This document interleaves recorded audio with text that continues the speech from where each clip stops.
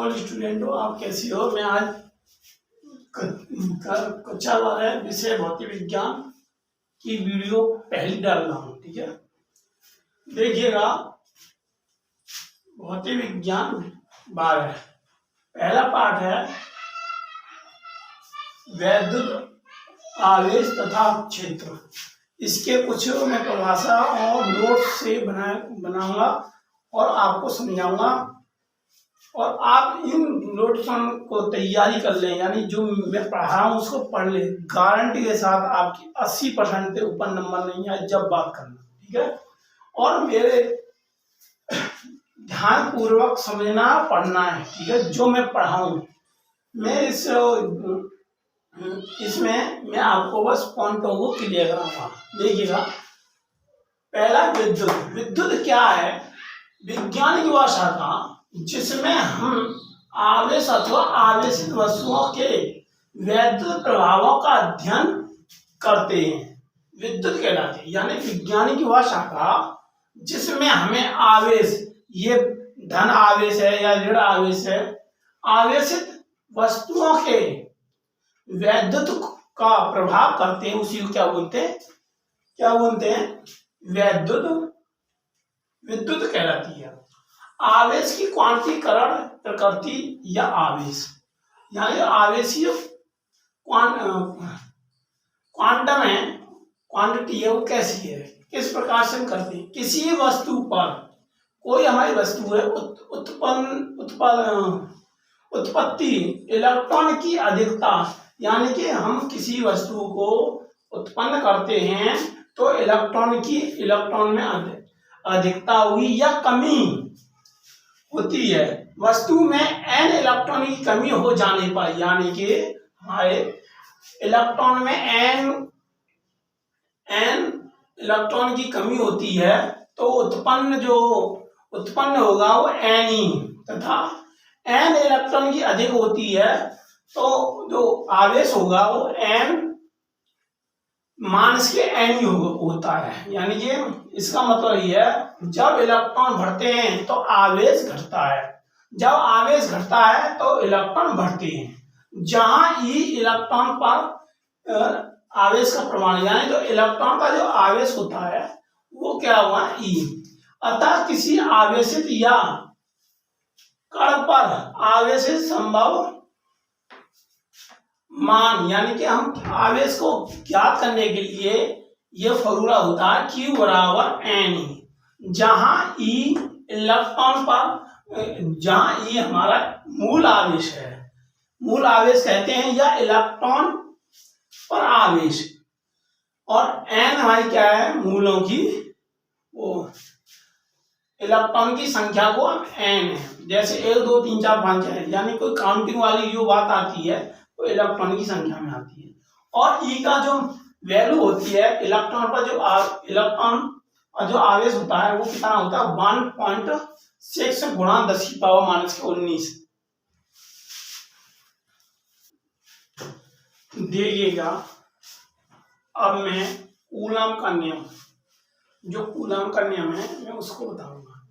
यह दो स्तर बिंदु आवेशों के बीच, यानी दो स्तर है, दो फिक्स हमारे क्या है? आवेश है, उनके बीच लगने वाला आकर्षण या प्रतिकर्षण बल दोनों आवेशों के परमाणुओं के गुणनफल के अनुक्रमानुपाती तथा उनके बीच की दूरी के वर्ग के व्युत्क्रमानुपाती होता है। यदि हमने माना, यदि दो बिंदु आवेश हैं, कौन से? Q1 व Q2, एक दूसरे से r दूरी पर हों, तो कार्यतः आकर्षण अथवा प्रतिकर्षण बल का परिमाण। देखिएगा, यह हमारे दो बिंदु हैं, हमारे यहाँ पर हमने Q1 मान लिया और यहाँ पर मैंने Q2 मान लिया। इनके जो बीच की दूरी है वो हमारी r मीटर है।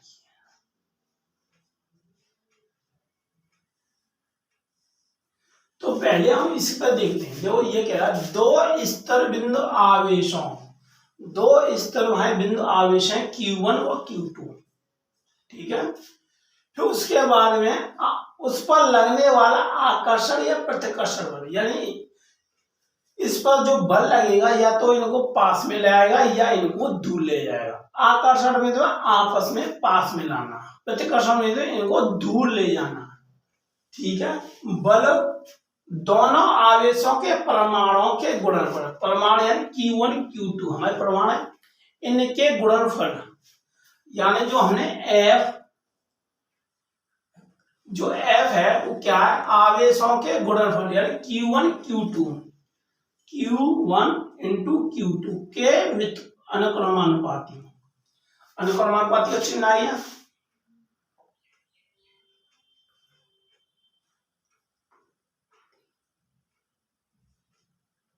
अनुक्रमानुपाती आ गया। फिर कह रहा है उनके बीच की दूरी के वर्ग के व्युत्क्रमानुपाती, यानी जो R है बीच की दूरी उसके वर्ग के व्युत्क्रमानुपाती यानी F व्युत्क्रमानुपाती 1/r²। तो ये क्या हो जाएगा हमारा F व्युत्क्रमानुपाती Q1 Q2/r²। यदि हम नियतांक को हटाते हैं तो यदि हम अनुक्रमानुपाती या समानुपाती के चिन्ह को हटाते हैं तो हमें कोई नियतांक लेना पड़ता है। तो हमने माना कि F बराबर K Q1 Q2/r²। हमने K एक नियतांक मान लिया जो कूलम का नियतांक है K। K की जगह पर हम ले लेते हैं जो प्रयोग में होता है F बराबर 1/4πε0 Q1 Q2/r²। जो K हमारा स्थिरांक है उसकी जगह 1/4πε0 ले लेते हैं। ये हमारा फॉर्मूला कूलम के नियम के अनुसार का है। देखिएगा K हमारा एक नियतांक है उसकी जगह 1/4πε0 ले लिया। 1/4πε0 का मान 1/4πε0 का मान 9 गुणा 9 × 10⁹ यानी कि 1/4πε0 का मान जो होता है वो 9 गुणा 10⁹ होता है।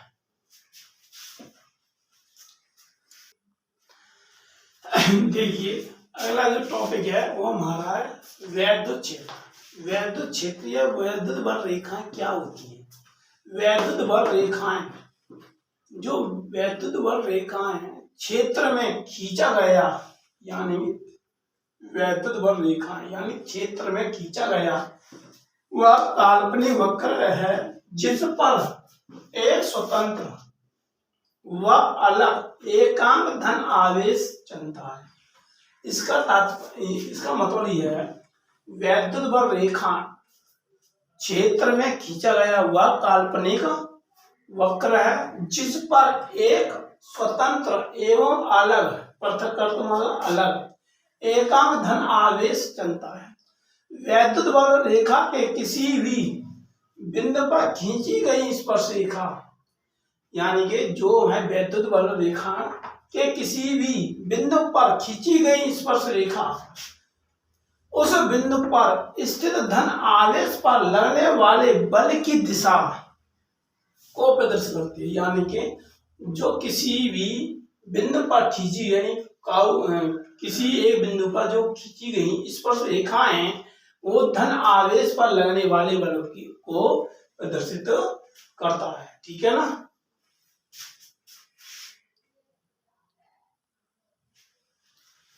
देखिएगा वैद्युत क्षेत्र की तीव्रता, जो अगला जो टॉपिक है वो हमारा वैद्युत क्षेत्र की तीव्रता। ये है वैद्युत क्षेत्र में किसी बिंदु पर यानी जो वैद्युत क्षेत्र है वैद्युत जो एरिया है किसी बिंदु पर परीक्षण आवेश पर लगने वाला बल यानी जो परीक्षण एक बिंदु पर परीक्षण आवेश यानी जो आवेश पर लगने वाला जो बल है तथा आवेश के मान, जो आवेश के जो मान है उसके अनुपात को उस बिंदु पर वैद्युत क्षेत्रीय तीव्रता कहते हैं। इसका मतलब है वैद्युत क्षेत्रीय तीव्रता में किसी बिंदु पर लगने वाला बल क्या F तथा आवेश के मान के अनुपात को उस बिंदु पर वैद्युत क्षेत्रीय तीव्रता कहते हैं। इसे कैपिटल ई से प्रदर्शित करते हैं, यानी कि जो वैद्युत क्षेत्रीय तीव्रता इसको हम कैपिटल ई वेक्टर से प्रदर्शित करते हैं। इसका जो मात्रक होता है न्यूटन प्रति कूलम होता है। देखिएगा, न्यूटन प्रति कूलम होता है तथा विमीय सूत्र mL_3A-1, यानी कि देखो न्यूटन यानी बल बराबर आपने पढ़ा होगा द्रव्यमान गुणा त्वरण, ठीक है। आपने मूल राशियां पढ़ी होंगी, हमारी 7 होती हैं, द्रव्यमान, लंबाई, समय, ताप, पदार्थ की तीव्रता, पदार्थ की मात्रा और ज्योति तीव्रता।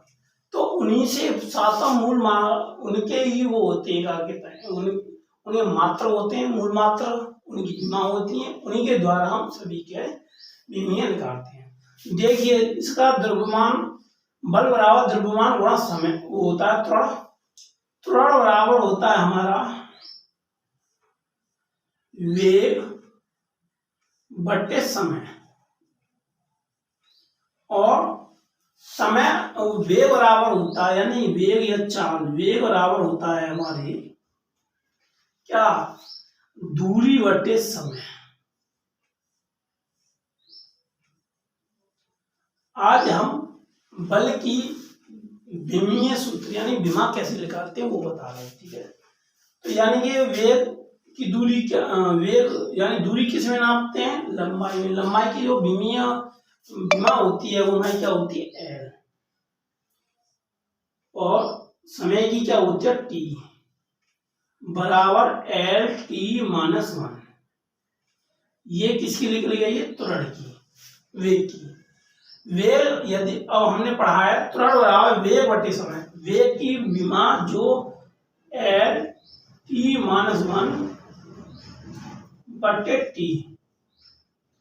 तो इसकी क्या निकल के आएगी, क्या निकल के आएगी, L_T-2। अब हम किसी को निकाल रहे हैं बल की।